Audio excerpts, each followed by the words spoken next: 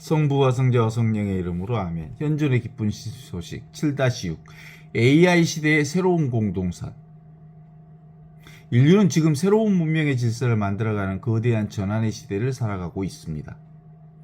산업혁명은 기계를 중심으로 사회를 변화시켰고, 인터넷 혁명은 정보를 중심으로 해서 세상을 하나의 네트워크망으로 연결시켰습니다. 이제 인공지능은 인간의 사고와 생산, 교육과 의료, 문화와 경제, 정치와 행정에 이르기까지 인간의 모든 영역을 새로 재구성하고 있습니다.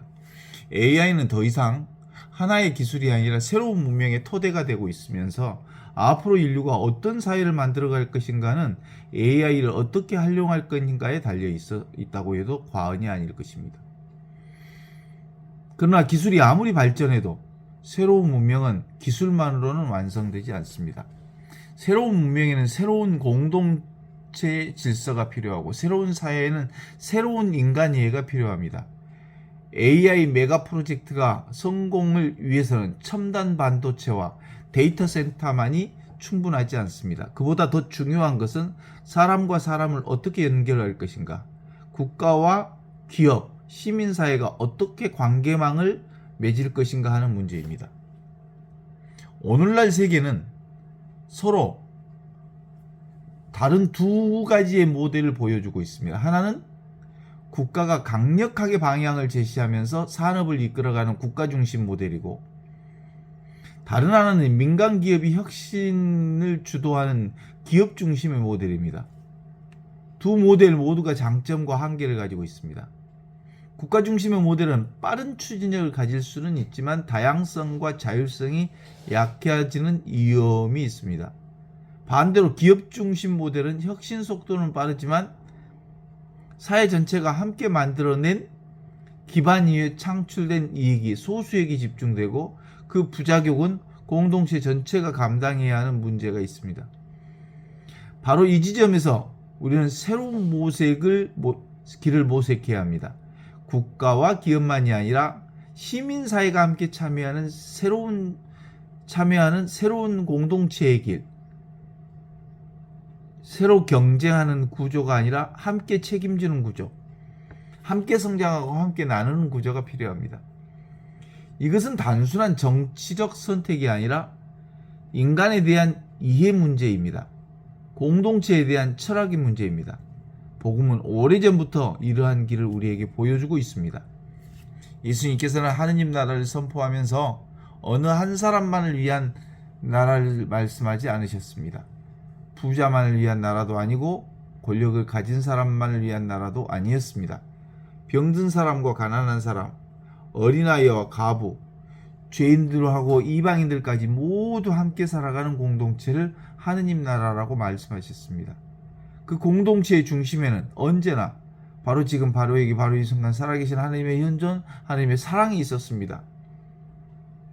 하느님의 현존, 다시 말해서 하느님의 사랑은 누구 한 사람의 소유의 것이 아닙니다.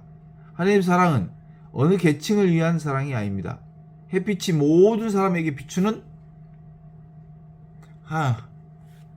비추듯이 하느님의 은총도 모든 생명 위에 머물러 있습니다.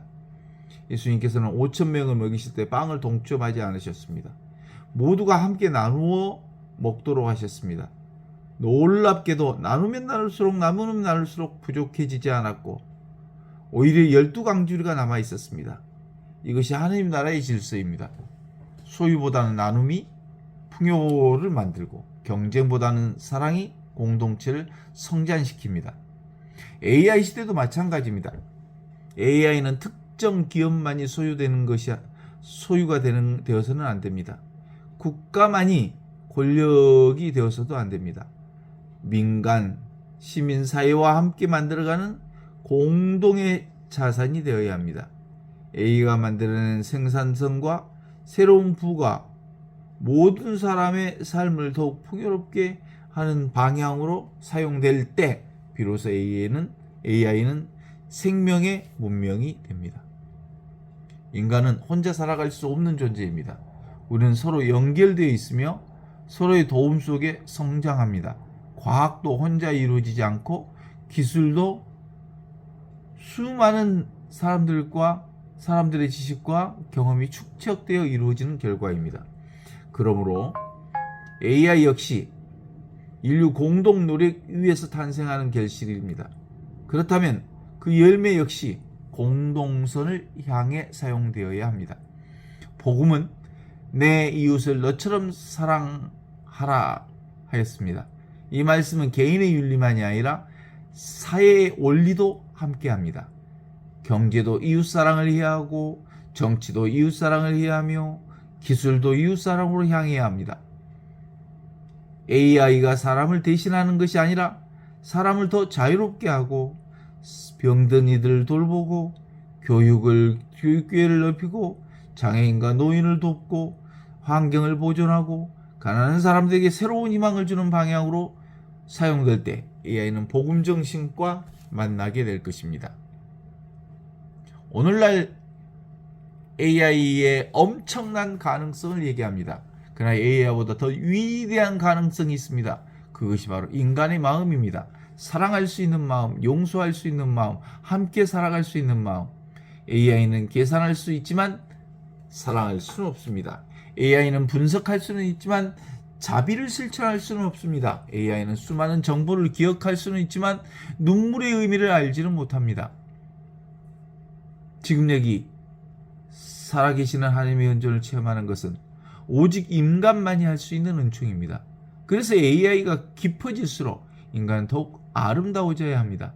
기술은 더욱 발전해야 하지만 인간의 영성도 함께 성장해야 합니다. 지식은 더욱 넓어져야 하지만 지는 더욱 깊어져야 합니다. 속도는 더욱 빨라져야 하지만 마음은 더욱 고요해져야 합니다. 그 고요한 마음에서 우리는 살아있는 하나님의 현존을 만납니다. 예수님께서는 하느님 나라는 너희 가운데 있다고 말씀하셨습니다. 이 말씀은 미래의 천국만을 의미하지 않습니다. 지금 여기서 사랑이 실천되는 자리, 정의가 이루어지는 자리, 생명이 존중되는 자리, 서로를 형제 자매로 받아들이는 자리, 바로 그것이 하느님 나라입니다. 대한민국이 AI 시대를 선도하는 나라가 되기를 바랍니다. 그러나 더욱 중요한 것은 공동선을 선도하는 나라가 되는 것입니다. 국가와 기업과 시민사회가 서로 협력해서 기술이 생명을 섬기고 경제가 사람을 섬기고 정치가 공동체를 품는 나라가 될 때 대한민국은 새로운 문명의 길을 열어갈 수 있을 것입니다.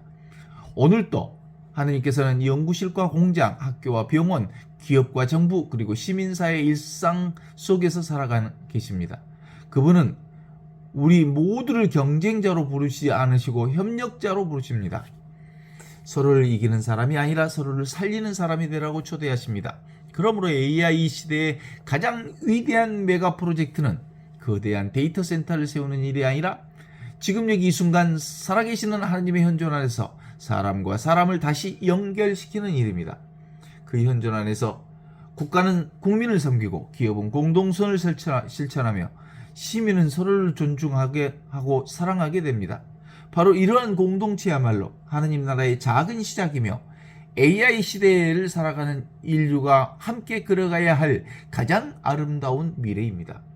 이것이 오늘 또 우리 안에서 살아 역사하시는 하느님께서 들려주시는 현존의 기쁜 소식입니다.